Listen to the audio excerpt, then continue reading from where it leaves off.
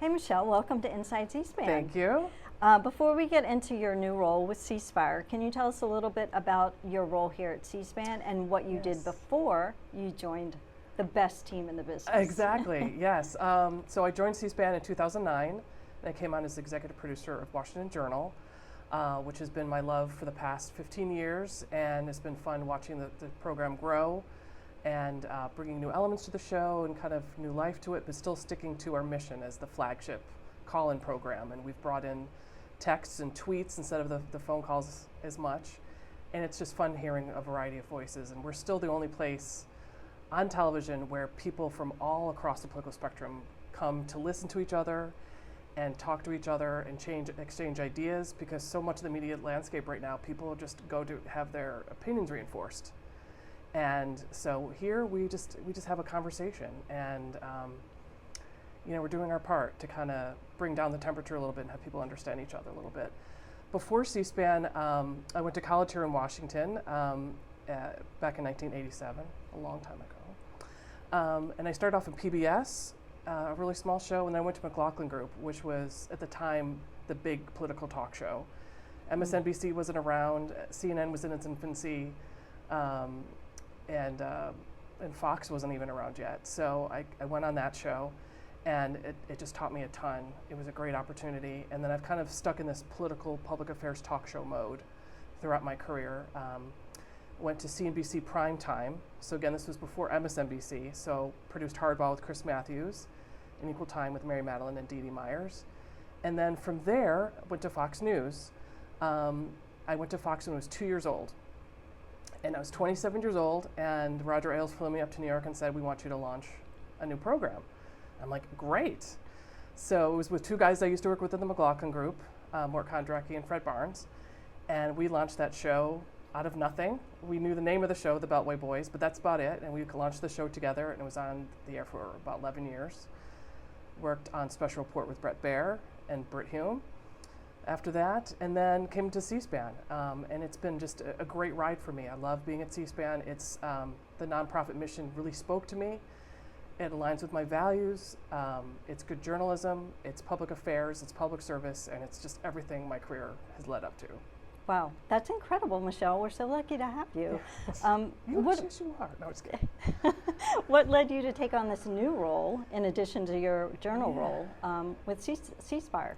It was an easy decision when Sam came on board, and his vision for Ceasefire. He worked on Crossfire back at CNN, and it's a talk show where people argued all the time and didn't really make any progress in these really tough issues. I came from a background of that too, with McLaughlin Group. So the combination of launching something new and something that elevates the rhetoric and the discourse in this country was something that was super appealing to me. I mean, both things. So it really was an easy decision. I'm just really excited to get going. I'm building the team. We got a new host. We had our set design approved recently. We're going to learn more about that timeline. And I'm looking forward to having a staff and a host to kind of kick around ideas so we can see how we shape the show and some of our goals. Fun, that's great. What felt most important to get right so that Ceasefire stays true to C-SPAN's mission, but still brings something new to the political conversation? Yeah, I mean, the important thing here, a mission for C-SPAN about having the audience understand the issues and hearing a variety of viewpoints in a very civil and thoughtful and authentic manner is something that has always been C-SPAN's mission. So we're the best place to launch a program like this. People recognize that C-SPAN is nonpartisan. Guests will have a fair shake. We're not out to get anybody. Whether it's Washington Journal or Ceasefire or any of other programs that we're going to be launching, people are going to know that we come to the table without an agenda. And we're the only place where we could really do something like this. So it's going to be, we always have that kind of North Star as we do these new adventures on television. Great. So Ceasefire is going to be hosted by Dasha Burns. You mentioned the new host. She comes from Politico. What made her the right fit at this time for this show on C-SPAN? Yeah, Dasha brings a lot to the table. Personally, I like that she started at NBC News as a producer, so she understands how television is made, what goes into it, all the people that go into it, And at Politico, they're really highlighting her, her nonpartisan reporting. She has great sources. She comes to the table as someone who's interested in elevating conversations and getting the best out of these conversations in an authentic, in a real way. And so she just brings a lot to the table in terms of her journalistic integrity, her curiosity, her personality. She really gets what we're trying to do. And so I'm just really excited to work with her on just the tone of the program and how we can have some fun with this too.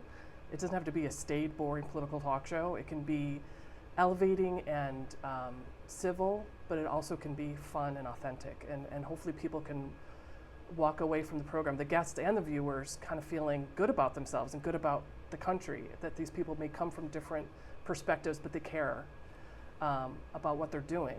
And it's not just these viral moments and appealing to the leadership or whatever.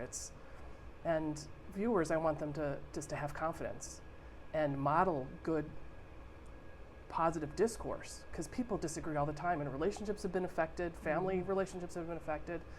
But if they can see two people from different political perspectives having a thoughtful, civil, positive discussion, I think that's going to be good for the country. Yep, that's great. So how are you looking at choosing guests for Ceasefire? Are there any signals that you're looking at, like where you can see that leaders might engage across differences? Yeah, I mean, we're hearing from members of Congress, from senators that have already reached out to us saying, hey, we love what you're doing, we want to be a part of it.